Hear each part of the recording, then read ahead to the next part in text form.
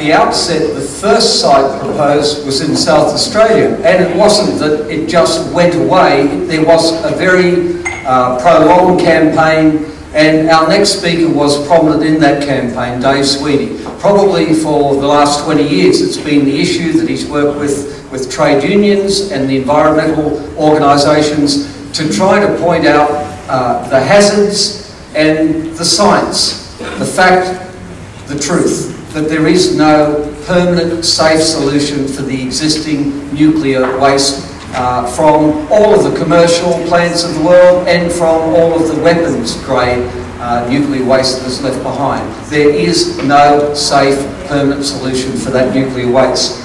Dave Sweeney currently is a national nuclear-free campaigner with the Australian Conservation Foundation, and of course is committed to standing with Aboriginal people in their right to oppose having this hazardous substance dumped on their lands. Please welcome Dave Sweeney.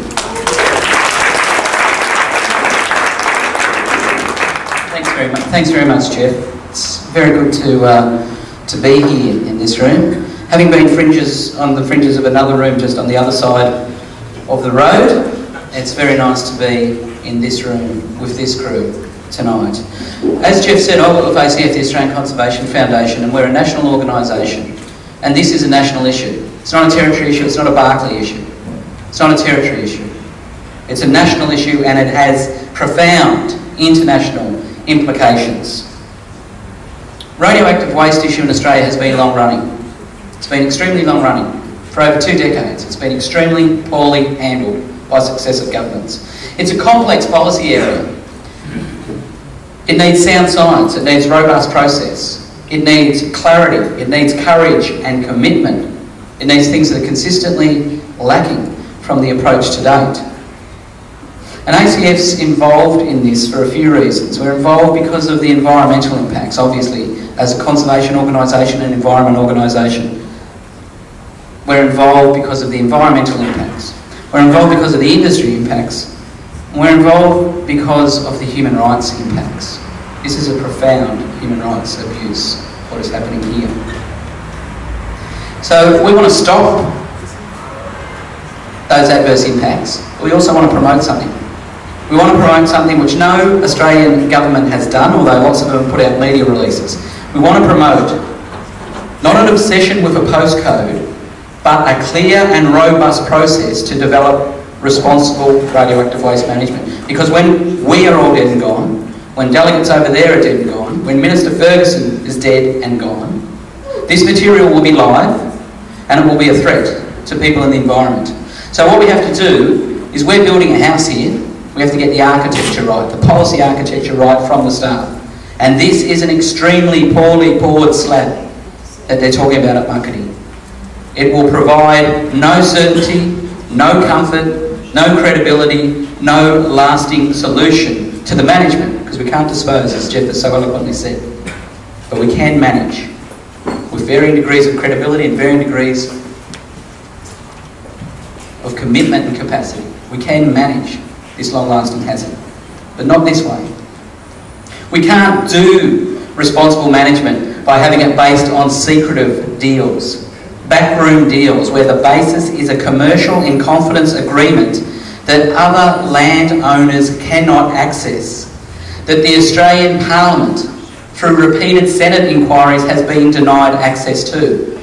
There is no other OECD nation in the 21st century that would start a national radioactive waste management regime based on a backroom deal and a commercial in confidence document.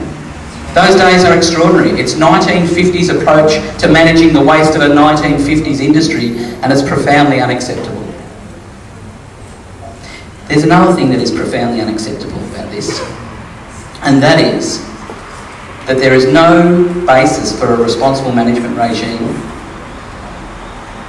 in offering, in compensation, minimal services and minimal infrastructure to some of the poorest people in this nation, to seed country, to store some of the worst and longest lived waste in this country, and to provide those minimal services that are basic citizenship entitlements for every other Australian. That is a disgrace.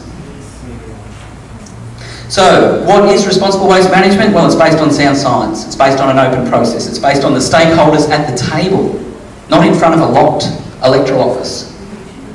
It's based on putting out the options and exploring the options, not making an administrative decision 20 years ago that one option, remote centralised dumping, was the only option to pursue. Because there are a multitude of options. What we need is a robust fair income process that looks at the range of options open to us, that looks at the waste in Australia, that embeds and embraces waste management and waste reduction principles, not just go ahead and do it and we'll take it on a truck once every 5 years and dump it in the bush, but embraces those principles and looks at the range of options and through an open process selects the least worst option. Now, I believe that we have enough intellectual honesty and capacity, enough technical skill, enough ability, enough infrastructure and enough goodwill in this country to meet that challenge. I don't believe the present Minister has the capacity to deliver that or an ability to provide a platform for that. But I hope and I expect and I join with others to demand that the Australian Labor Party does, because they have an ability to govern for all Australians, for all time, because this stuff will last beyond their tenure. Now this whole process in the NT started in mid-2005 and we're at the tail end now of 2011, a long 6 years. And apart from heartache to Aboriginal people and pastoralists, but particularly Aboriginal communities across the Territory, apart from enormous pressure, apart from social division and dislocation, nothing has happened. Radioactive waste hasn't been moved from the places where we're told it's currently unsafe or there is a pressing need to move. Nothing has happened. And yet there has been trust eroded, confidence eroded, community will eroded. The Northern Territory government is saying no, traditional owners are saying no, the ACTU is saying no, Australia's National Environment Movement is saying no, and the list goes on. You've got nearly the yellow pages saying no now. So what they've done is not solve the problem, but create a raft of concern, a lack of credibility, and a whole lot of people who are increasingly not believing what they say, and with good reason. We need to rebuild that trust and rebuild a process and get fair income about this stuff. We cannot take the heat out of radioactive waste. Only time does that, but we can take the heat out of the debate and turn it into a discourse. And I hope as a nation we're mature enough to do that. We could have had 6 years of a fair income process, and we could now not all be happy, but at least be aware and agreed and consensed that we have come up with a good way forward to manage this stuff. And so that's what the campaign's about. It's about stopping dodgy dumping, fly-by-night dumping. It's about stopping the sense that there's a radioactive terra nullius. And it's about promoting responsibility, accountability. There's a few people I'd like to thank tonight. I'd like to thank Stephen from Morrie Gallery for this.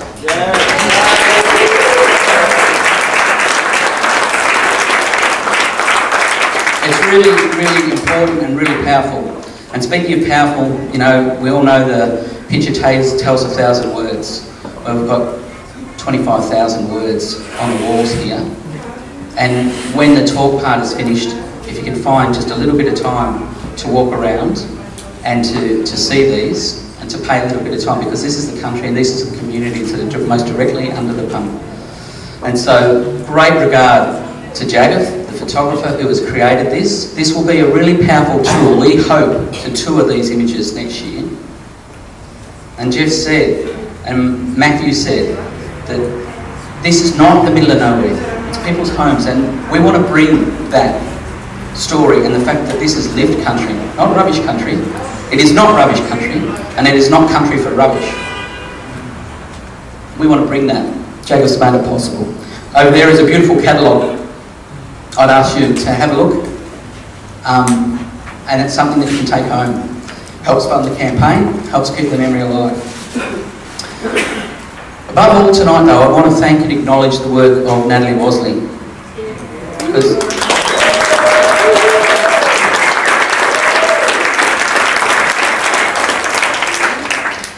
Jeff was very flattering to me, you know, did the old man coming up, thank you, 20 years of service, and thank you very much for that. And it has been 20 years of service, and the hair was brown once. But along that time, you meet and work with different people, and I've been privileged, like anyone who's worked in social justice sector or community sector or environment or Indigenous sector, to cross paths, because one of the best things about bad industries is they bring out some of the best people. They have passion and guts and commitment. They have bullshit detectors that are honed. They are honed so tight the US military would pay $1,000, $1 million for the patent. And they are great people. And amongst that, right up there, has been Natalie Wasley. She has been literally the driver of this campaign, literally, because she has driven heaps of kilometres, connecting people, making sure, not taking people's voice, amplifying people's voice, providing a platform for progress, for change, and for highlighting, shining a torch into some of these activities. So for those who are in Sydney, she's in Sydney now, for those who are in Sydney, this is going to continue, this campaign. We are now generating significant momentum. We are causing significant concern in federal Labor because they are seeing this issue has been run in a bunker, like you'd like to keep the waste. It has been run in a bunker by the most resourceless resource minister Australia's ever had. Minister Ferguson has run this hard, and we're in a situation now where there's a federal court case. We should not have been there. We should have been at the table, not at the bar. And we should have gone to the bar collectively after the table. But we are where we are, and we need to get further from that. We need to change that. And a key part of that will be the work Natalie and Beyond Nuclear Initiative are driving out of Sydney. And if you're in Sydney, I would really urge you and ask you to support Natalie and engage with this campaign. It's very, very important.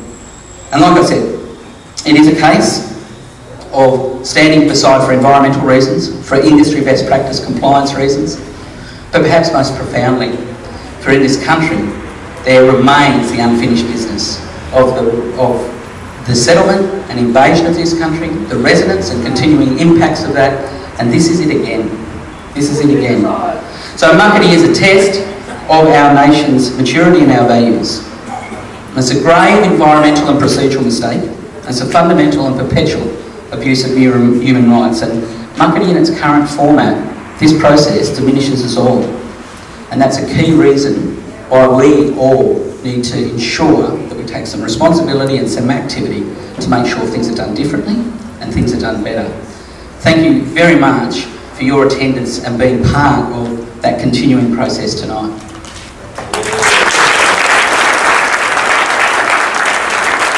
Thank you, guys.